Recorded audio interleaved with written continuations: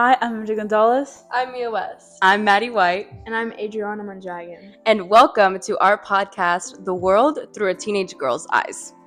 On today's episode titled More Than Words, we will be discussing how empathy should be applied into every workforce, such as education, the medical field, and the world of politics. But first, what is empathy put simply? Some people may confuse it with sympathy or compassion.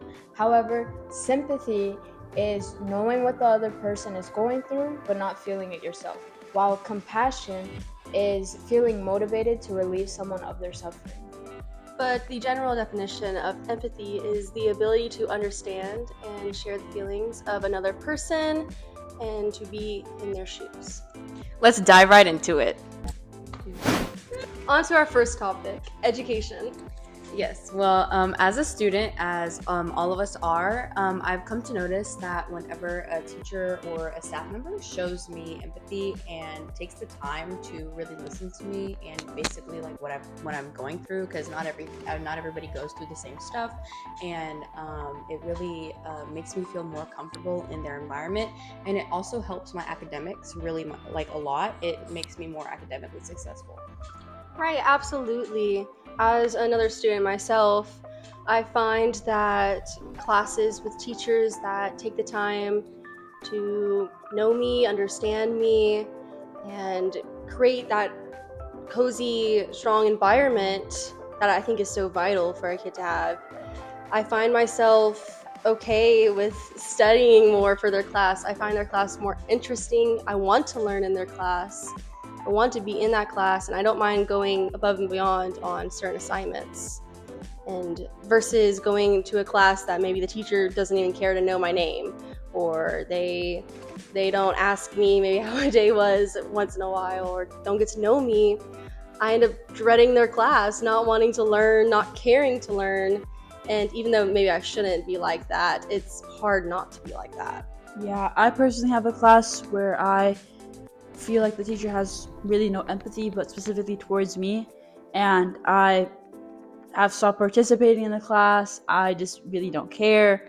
I just don't put in the effort like I put in towards my other classes where I'm like, I'm close with my teacher and I know that they want me to succeed. And the other one, I'm like, they don't even care about me, so why do I put in effort? I noticed that those teachers that are more empathetic and have that respect towards me, I look forward to going and entering their classrooms.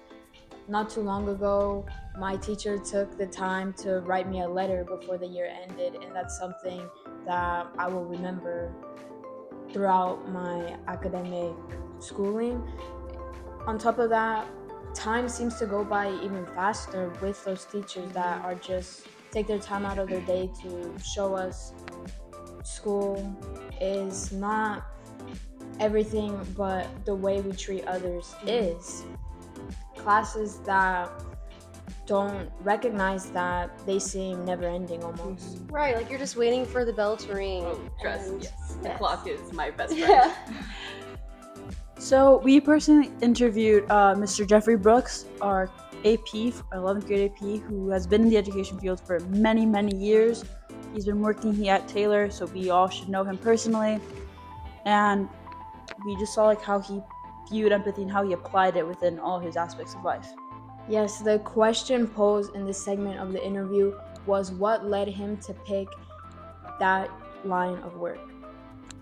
I picked this job because I had a coach that showed me a lot of love when I was going down the wrong path.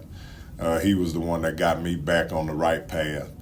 And that is one of the reasons why I got into this job. I was a business major. If you would have asked me in college if I was going to be a teacher and a principal or an assistant principal, I would have laughed at you, because this was the last place I would have ever saw myself. But after college and after starting my first job, I felt like I was needed in a school setting, one, so I could give back to kids, because I knew I wouldn't be in the position I was in if it wasn't for my coach. And so that's the reason why I got in this job, was to be able to work with the next kid just like my coach worked with me. Okay, well, from what we just heard from the interview, he was inspired to become an educator from his coach, a coach who showed him empathy and love and understanding towards him. And because of that, he's the person we know today. It's a ripple effect. It could affect the life of someone. And now Mr. Brooks affects the lives of all these kids and has all these close relationships with them. Things like that. Yeah, who knows the path Mr. Brooks would have been on or where he would be now if it wasn't for this coach who took a little time out of his day to just for real get to know Mr. Brooks. He really guided him to the correct path, I guess, because he showed him empathy, because he was going to become a business major. Like, he wanted nothing to do with education. He was never going to work with kids. But like, that empathy sparked something within him that allowed him to do this. Right. Can you imagine him not being an educator? I can't. Yeah, and like sort of piggybacking off of what Mia said about him affecting kids' lives every single day, that is definitely true, and it's very, very obvious to see the impact that that coach might have had on him and how he shaped him as a person, because I've experienced personally the empathy that Mr. Brooks shows. My family struggles a lot financially, and he really helped us a lot with my financial aid, and he was very patient with us, and like with things like choir fees and floral fees and class fees, just fees everywhere. He helped us a lot with providing that financial aid for us, and really helping us and showing that he actually cared, instead of just, being another like a student AP relationship. It really made me feel a lot more welcome in the school that I go to, and I think it's a lot. He's a big factor in why I'm comfortable in the school that I go to. Right. That's who he is. Everyone can see it, and he makes it known. He's such an enjoyable person to be around, and he definitely brightens everyone's day in the morning. He comes in with that speaker trying to lighten everyone's day. Right, but not everybody has a coach like Mr. Brooks did. So how can teachers really learn to apply empathy in their job and to their kids that they teach? Right. It's very controversial on how that happens.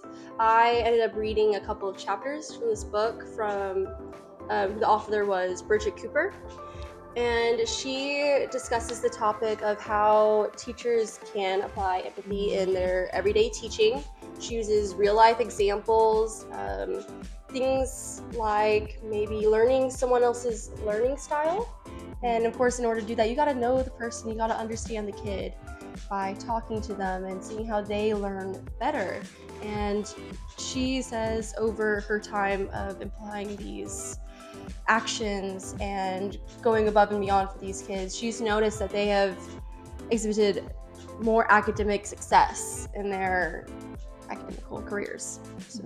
And these could be small things as well, as little as I know a lot of teachers on test days, they take kids who maybe need the test read out to them. They just take them and they move them to a separate room. I mean, little things like that could do lots to their overall grade.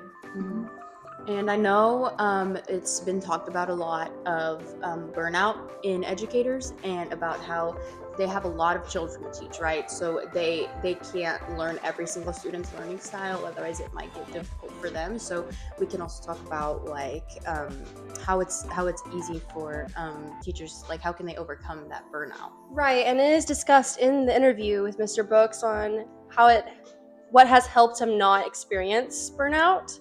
He lightly braces over that, so maybe we can show that here. I would say there's a lot of times, because as adults, we have a lot of things going on in our personal lives, at work. And so whenever you're struggling or going through some things, like sometimes, you might be dealing with situations at home with your family, and you might be running late for work, right? And it's great when you have a boss that understands, like, there are things that come up in our lives that, that might cause us to be late to work, might have to miss something, right? And it's great when you work with other people, or you have a boss that understands that things come up and they show you that empathy to say, hey, I understand why this is happening for you, you know, and then work with you from there. All right, so as y'all heard, on top of everything that they have to deal with at work, including like all of the kids and all of the staff that they have to work with, teachers also have personal lives, and all of that combined together, dealing with all of that at the same time, can really cause what we call burnout. Yes, it's almost like a chain reaction. If the boss doesn't show respect or empathy to their employer, the employer is not going to show empathy to the students, and then the students isn't going to show empathy to their own peers. And this is why the principal, like the head one, is so vital to how a school runs and how it can flow within everything. Right, and that brings me to another question. Is empathy even a taught skill, and who should be the one to teach it? I believe it's in Mr. Brooks' interview, so we'll cut to that right now. I feel that empathy is something that is learned, and it starts at home, right? And you start most things with children is learned at home. And so if you're not learning it here, then it's our job. If you're not learning it at home, then it's our job as educators, because you spend most of your time as kids in a school. So you spend 8 hours a day in a school. So it's our job as educators, as administrators, as teachers, to teach you that. But in order to teach you it, we have to show it. And so the biggest thing is, as the adults, it's our job to model that behavior for you, because it's easy to tell people, but if you don't model that behavior, it's hard for people to understand why they need to do it also. Okay, so from what we just heard from Mr. Brooks, 1 second, guys. Okay. Sorry. What am I saying? Do you need me to again? play the audio? No, wait, I'm saying it starts at home. Oh my god. Okay, I got it. 3, 2, 1, action. Okay, so from what we just heard from the interview, it definitely starts at home. It starts with the parents, kids at a young age, where that's where empathy should be taught there. But as kids grow up, they go to school, and they go to school for 7 to 8 hours a day, 5 days a week. They're with their teachers most of the time. So then it's up to their educators to apply empathy and be a good role model in their lives, because how are they expected to teach empathy if they can't even show empathy? And one good example of being a role model is Mr. Brown, of AP Physics teacher here at Taylor. Before the first day of school, he memorizes everyone's names, and on the first day of school, he stands there at the door, he says your name, he shakes your hand, and like asks a question about yourself if I'm correct, and then he lets you in. And he does that for a while to fully cement like the name to the face. And then that's how he starts off the year, showing empathy to y'all. That's so sweet. Yes, I remember that. I remember being shocked because I walked in first day of AP Physics and he already knew my name. What he did is, on the roster, it shows you a picture from your yearbook of last year and your name right below it. And as soon as you walked in the door, it was just a hand gesture and a greet, which went a long way. On top of that, when students dropped his AP Physics class, he would always remind them that his doors were wide open if they ever needed someone to talk to, or if they ever wanted tutoring in their academic physics class. That is so sweet. Yes. I wish I would have taken physics. Literally, just for that. All right, so I think we've actually finally established that empathy is super duper important in the world of education, not only for the educators but also for the students, because Absolutely. they spend so much time there that who else are they going to learn it from if not the educators that they're paying attention to 7 to 8 hours out of their day. And with after school activities, that makes 7 to 8, 12, up to 12 hours a day. That's Student athletes. Yeah, student athletes, performers, the choir kids, the band kids, the orchestra kids. FFA kids always out. Exactly. It's Right. not just the teachers that need to have it, it's the directors and the staff members like Mr. Brooks. Yeah.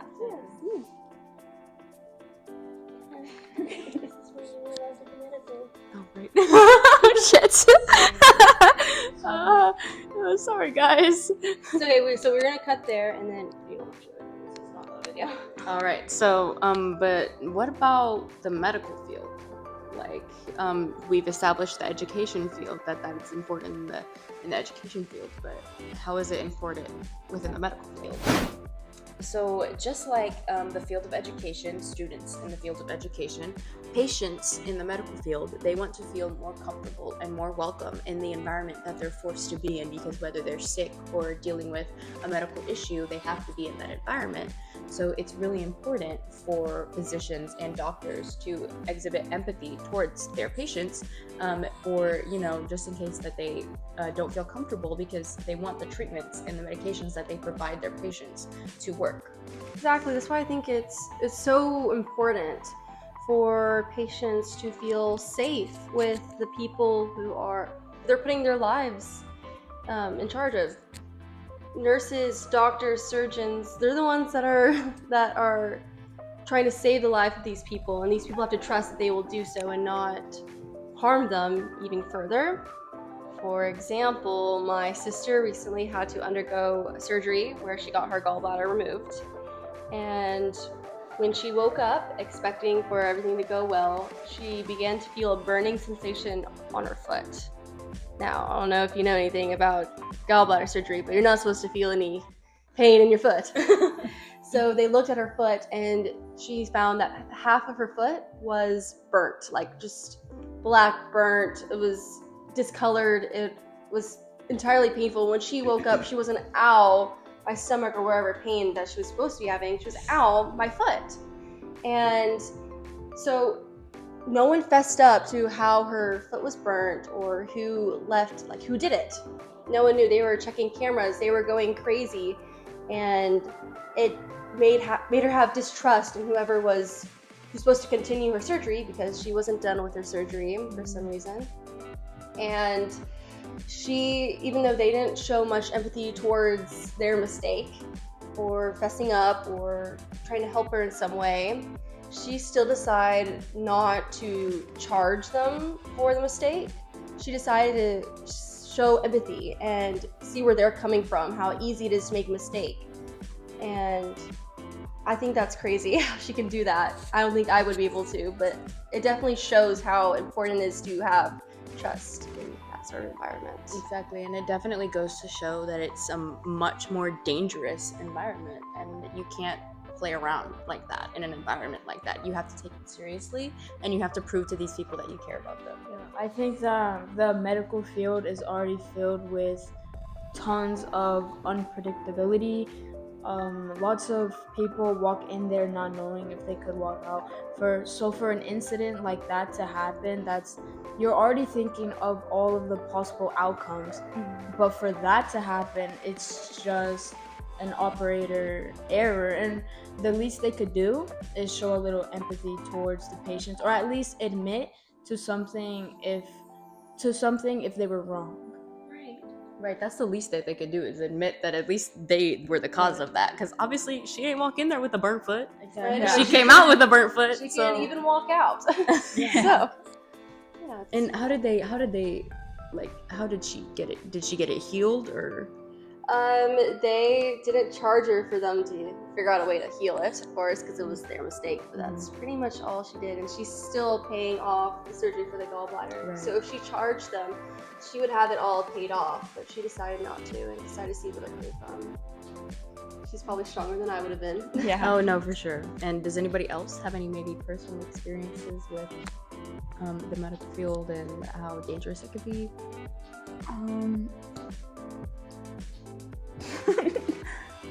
No, not really. Only situation that comes to my mind is that my grandmother was diagnosed with high blood pressure or hypertension around the age of 35 maybe. And a common thing that occurs is that when she enters a doctor's office, her blood pressure seems to go higher. However, if a true doctor could recognize that just because her blood pressure is higher this one time, a true doctor would not just we like just prescribe her with medication for just one instance. Like that's another example of how an empathetic doctor could just recognize and read the situation well, to in order for her blood pressure to not be as high the next time, they could have that comfortable environment. So you're saying that because she felt nervous, her blood pressure was high, and she needed that doctor to accommodate better with that. Correct. Yeah. No, Exactly. Right. So I'm experiencing similar things, not high blood pressure or anything, but I have a really bad fear of needles and blood. So whenever I have to do anything like getting shots or taking anesthesia, because I've had to undergo certain things like that, it really helps if the doctor knows that beforehand. And I always tell them that I get a little antsy with needles, and it just depends on how they react to that. Some of them, they're just like, oh, okay, look away. Yeah. It's like, it doesn't help much. But however, some will talk to me, try to make me more comfortable, so then it's not like I'm anticipating for it to happen. And especially when that happens, then it's harder for them to even put the needle inside me. So they need me to be more comfortable, and it's easier if they help me get there. So Yeah. Exactly. Like especially with needles and like things like that, and like Scary. scalpels and scary stuff like that. Like if the person isn't calm, how are you going to be able to help that person, especially with like dangerous things like needles? exactly. Like you have to have your patient be calm, otherwise you're not going to be able to give them what they need, and they're not going to get the help that they need. And one time I do remember is I went to I was much younger, but I went to the doctor's office, and they were taking my heart rate and my blood pressure and all of that, and it was very, very high. And they were like, "Are you okay? Like, are you good?" And I was like, "Oh, I'm fine. I'm just a little nervous." And they were like, "It's okay." Like they took the time and told me to they took time to calm me down, and they retook my blood pressure and retook my heart rate, and everything was fine. Exactly. It's important not to be in a rush when dealing with patients. It's important to give them your undivided attention. Another thing I wanted to add was about an article I read by nurse Beatrice Kalish. She mentioned how in order for a medication to work properly, the patient has to be willing or wanting to live. For this to happen, the nurse or doctor has to demonstrate how their life matters, that encourage them to have only uplifted feelings. The medication will only be successful if the patient is in it as much as the medical professionals are. Exactly, and this can be related back to this term called the placebo effect. And basically what it is when researchers conduct a study to test a certain medication, they will have some medication be fake, like things that would be sugar kind of pills. And Like a Tic Tac. yeah, and then one will be the actual pill that's supposed to help. And when they give the patients the real medication, they of course record their symptoms. But then if they give the people the sugar pill or the fake pill that doesn't do anything, and they say this will make you feel better, this will cure this, this, and this, or you will experience this, or you're going to get sleepy if you take this, patients will take them. And even though it's not actually doing something, but because they believe it is, they actually start to feel better, like their headache is gone if that's what they said it was going to do, or they feel sleepier. And it just goes to show how powerful your mind is, and how it's so vital that someone tells you these things, because it's helpful. It's Exactly. shown. It's comforting. Exactly. Yeah. And like the more that they say, the more it's gonna affect your mind, and that just goes to show how powerful the chemicals in your brain work. Right. It's so complicated, but Yeah. So I believe that empathy should be taught to medical students. It should be something that it should be implemented within their courses, that for them to be really at like the height of their field, to be the best of the best, they need to know how to treat their patients with not only like the knowledge of knowing what they're doing and to be like, this is what's wrong with you and this is how I can fix it, but also properly like getting one-on-one with their patients to be like, I can help you and this is how I'm gonna help you, and like I care about you, and that will like further on their experience with their patients. Right, because not everyone is born an empath, and so not everyone knows how to treat people with empathy. Mhm. And so that is a very good point. I think that, empathy really should be implemented into coursework for especially medical professionals like physicians, doctors, surgeons, especially with surgeons, because that's definitely a more high-risk environment, and they need to know how to calm the person down, and anesthesiologists and all of that, like the people who have y'all ever gone under anesthesia? Yeah. Yes, And it's they're and very- it is, and how their doctors are like, all right, count backward from 10, and like like those kinds of exercises need to be done. Otherwise, you can't just be like, okay, you're gonna pass out now. You know what I mean? Yeah. And I've seen some of the students at our school that want to become doctors and stuff like that, and how they treat people. I'm just like, oh, but you lack so much empathy towards Yeah, people. yeah. I'm just like, oh, you're really rude though. Mhm. That wouldn't work out. I'm Yeah, like oh. all of the people that want to be nurses, Or, and like, they pull up to doctors. school in their scrubs, and it's, I can't picture you.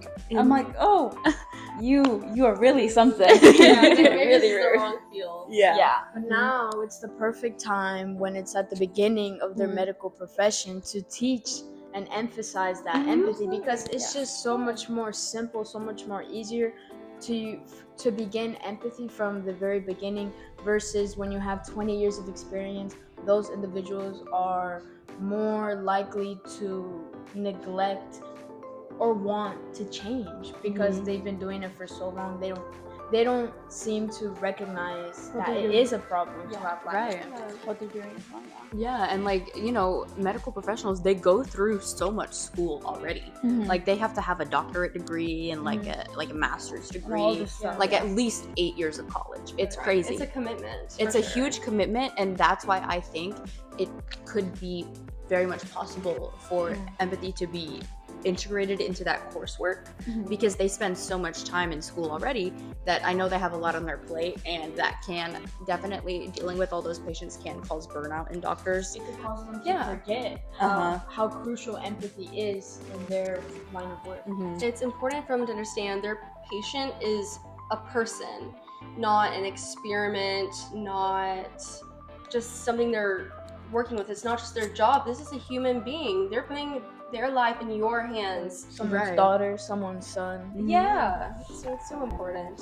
And even though we could talk about the empathy in the medical field for hours and hours, let's move on to empathy in the political field. I feel as though that politicians should be implementing empathy not only with their supporters, but also within their political opponents. Because this, if they don't show it and like role model empathy for their opponents, their supporters start showing in-party bias, which we can see in this article by Colin Brown and Chelsea Kaufman, where empathy really creates that like separation between the parties if it's not truly like implemented and taught correctly. And empathy isn't necessarily believing and like support, like fully like understanding what it's like understanding what they're saying, but not believing it in yourself and like following what they're saying. Just really understanding. Right. It's not agreeing with the person. It's just understanding where they're coming from. Yeah. Right. Okay. I know that there's this thing called in-group and out-group bias, where people tend to be more empathetic with people that either show the same values and beliefs, or maybe someone who just looks like them. That's called in-group bias, or out-group bias, where they are less empathetic towards people who are different, who they can't relate to. And it can clearly be seen in the political world, where we have these divides on who votes for what. And I don't know if you can see it, but I can see it, that people think that certain people who vote for certain people show different characteristics, and they get put under these stereotypes. And it's hard to move out of those stereotypes because they're just placed there based on who they vote for, who they support. And it really creates such a huge divide within not only our nation, but like we can feel it really locally within our community, within our school. We can feel this huge like wall between people who vote one way or vote the other, and it's all from the in-party bias of like, oh, I feel bad for these people, why don't you feel bad for us too? Instead of like fully understanding and having a common ground. Yeah, it seems that small comments seems to like trigger people, and a small comment or a small phrase can lead to a huge outburst of arguments within a little classroom. Like, is a lack of empathy in politics really worth tearing personal relationships between kids that you're going to be studying with for almost a year?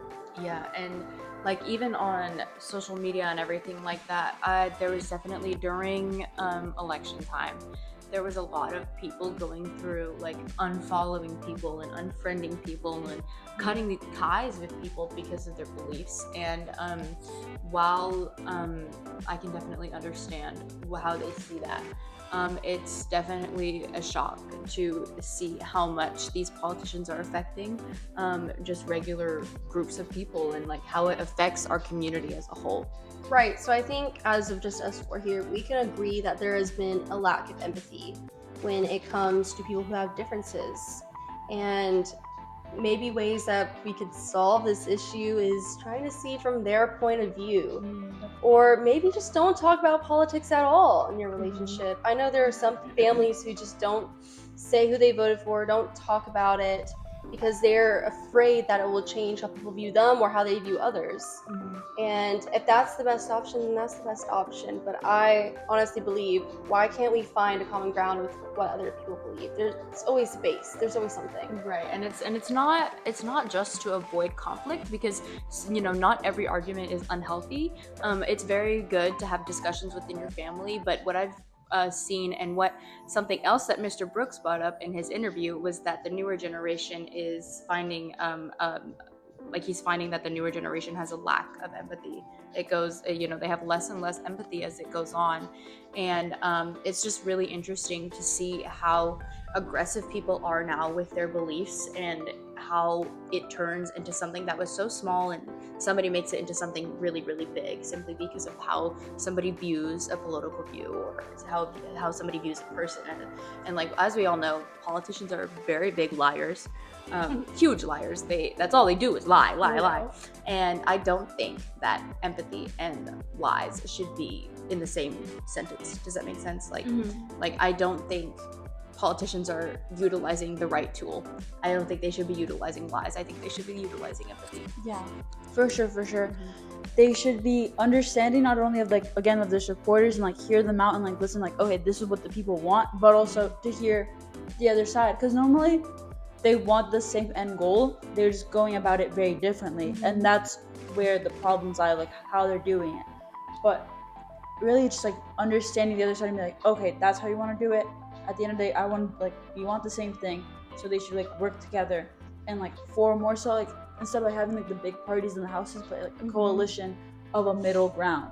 Exactly, and it kind of all bubbles down to power and money. The reason they don't want to work together is because they don't want to share the money that they make, or they don't want to share the power that they're going to have if one of them wins the election. And it's very, very sad to see.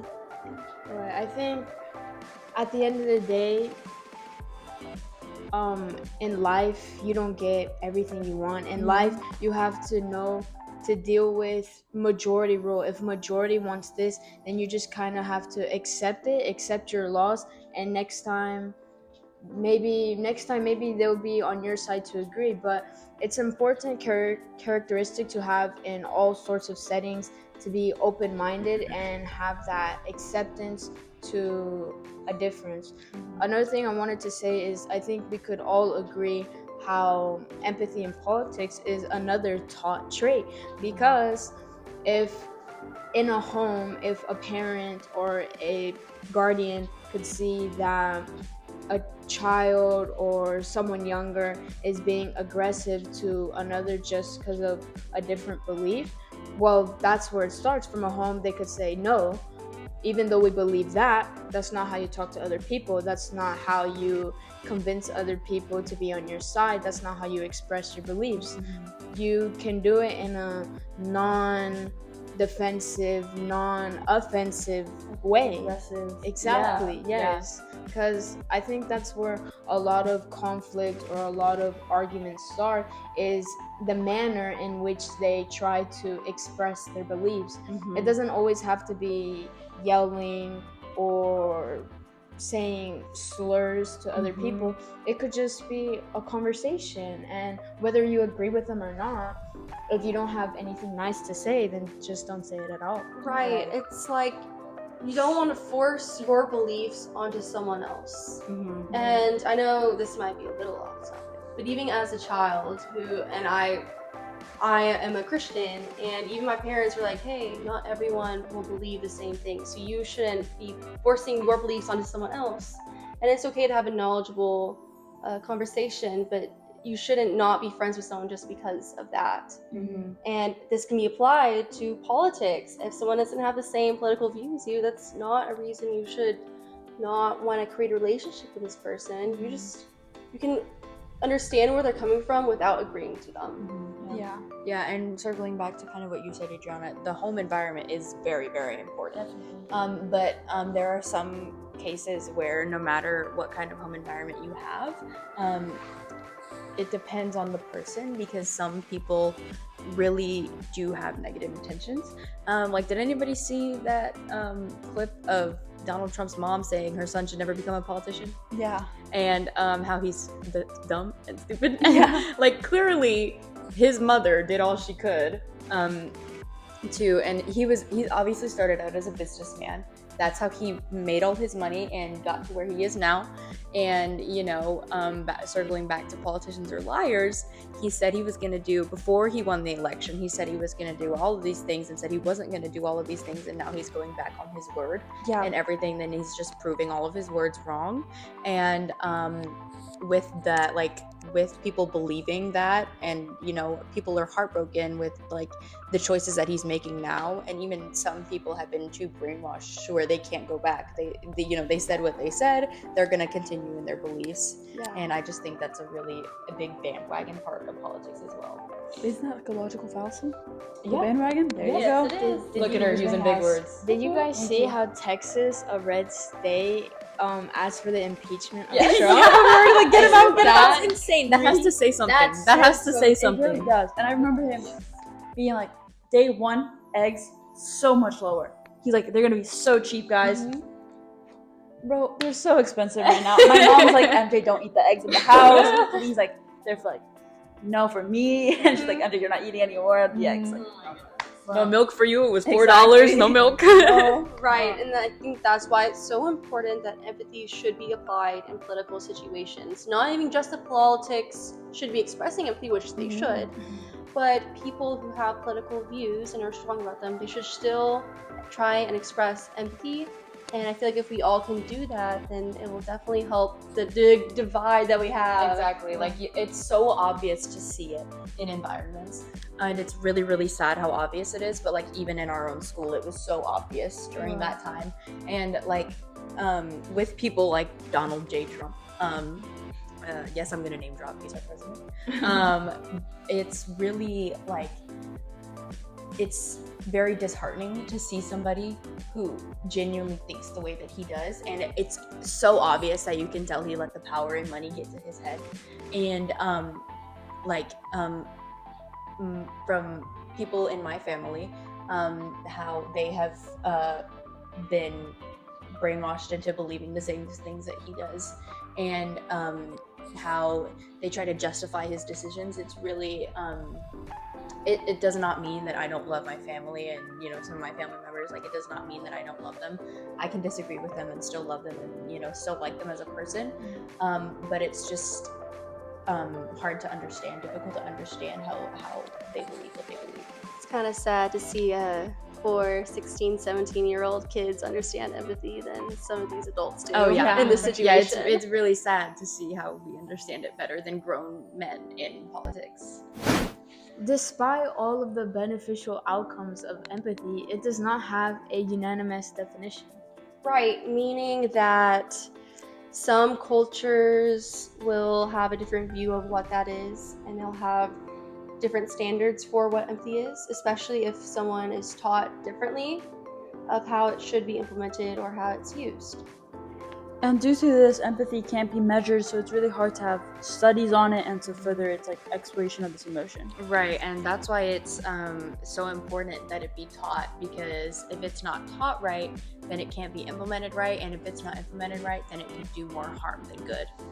Right, no matter how you were raised or how you were taught empathy, it causes no harm to refrain from judgment or take into account the emotional experiences of others. It'll only strengthen that emotional bond you have towards those people. Exactly, and like restating the fact that it doesn't come easy to everybody.